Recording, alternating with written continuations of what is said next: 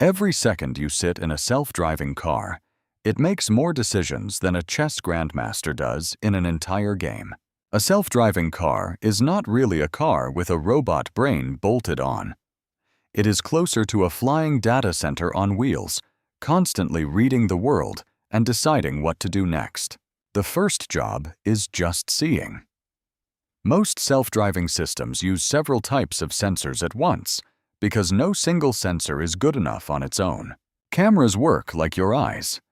They capture color and texture, which helps the car read traffic lights, spot lane markings, and recognize a stop sign even in the rain.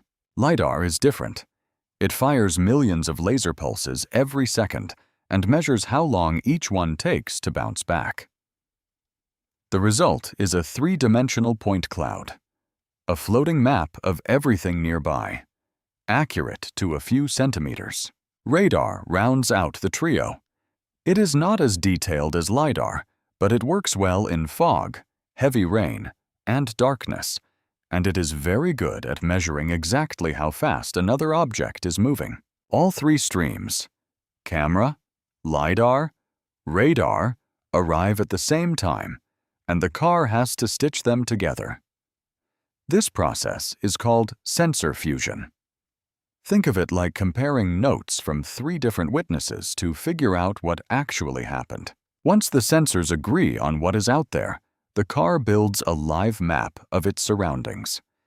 Every other vehicle, every pedestrian, every cone in the road gets its own slot in that map, updated many times per second. The car also knows where it is on a pre-made high-definition map, not the kind you use for directions, but one that includes the exact curve of every lane, the height of every curb, and the position of every traffic light. Now comes the harder part: prediction. The system tries to guess what every nearby object is about to do. That cyclist at the intersection. Are they stopping or about to cut across? The car runs dozens of possible futures at once.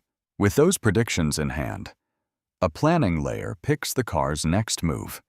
It weighs options: speed up, slow down, change lanes, hold position, and scores each one based on safety, comfort, and how well it follows traffic rules. The winning plan gets sent to a control layer, which translates it into actual physical commands. Turn the steering wheel this many degrees, press the brake this hard, hold this speed. All of that.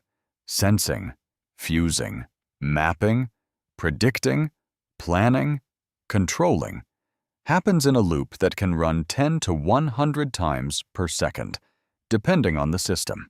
The biggest open challenge is not sunny highway driving. It is the weird stuff: a construction worker waving you through a red light, a mattress falling off a truck, a child chasing a ball into the street. Edge cases are still genuinely hard. Self-driving technology is still being tested and improved, and researchers are honest that some of these problems do not have clean solutions yet.